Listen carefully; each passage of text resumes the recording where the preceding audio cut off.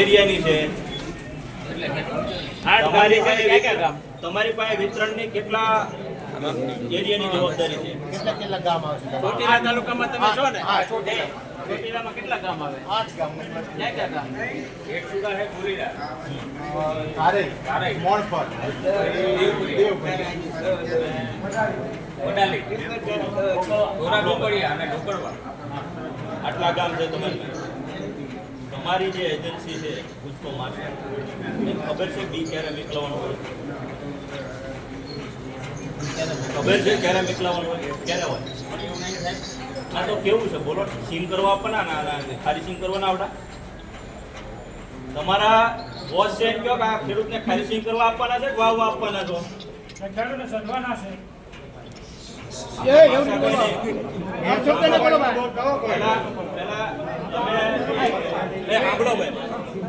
કાયદેસર ક્યારે જવું જોઈએ બિયારણ? ક્યારે વાવણી થઈ? આપણે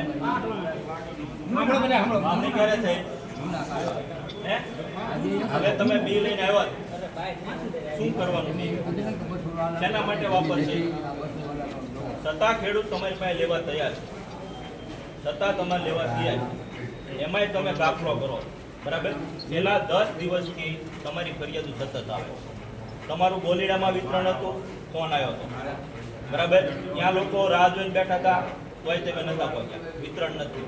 છતાં અમારે એવું હતું કાંઈ વાંધો નહીં, એને કદાચ એજન્સીને નાનું મોટું ઓલું છે કરશે, પણ આખા ચોટીલામાં તમારા નામની હોળી છે અને તમે અને બધા શાંતિથી ઉતાર. એટલે તમે ખેડૂતને મદદ કરવા આવ્યા છો, બી દેવા આવ્યા છો કે હેરાન કરવા આવ્યા છો? અત્યારે તાતી કામની સિઝન હોય, બરાબર? 1 કલાકનો કોઈ પાસે સમય ન હોય, 10 દિવસથી ખેડૂતને તમે લાઈનમાં રાખો છો.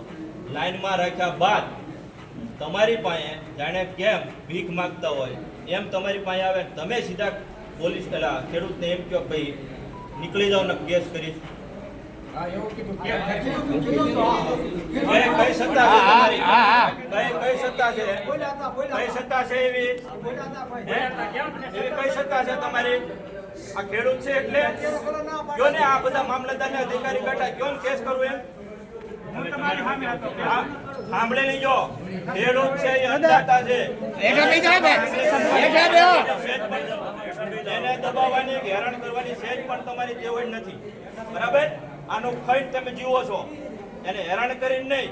એટલે આવી રીતે મહેરબાની કરીને આવનારા સમયમાં ક્યાંય પણ ખેડૂતને કેસ કરી પોલીસની બીક સેજ પણ દેખાડવાની નહીં.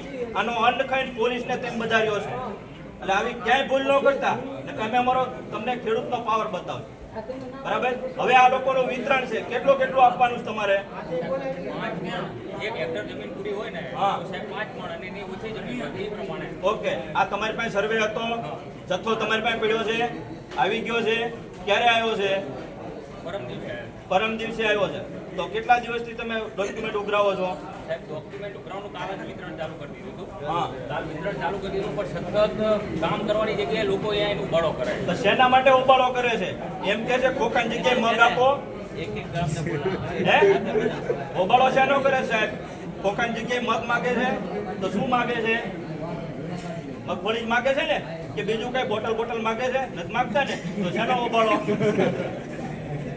એનો હક લેવા આવે છે અને વિતરણ કરવી જવાબદારી તમારી છે. હવે એની જવાબદારી તમારી છે. તમારી એજન્સીને તે વળી ન હોય, ન કરવાની હોય તો લેખિત આપતો, મામલતદાર એની રીતે ડિસ્પેચ કરી દે. બાકી આવી રીતે એજન્સીઓને દઈ અને ખેડૂતને રોજે રોજ હેરાન કરવાનું બંધ કરો. પૂછો કાંઈ તમે કીધું આગલા ફોર્મ લેવાના પૂછો તમે કીધું.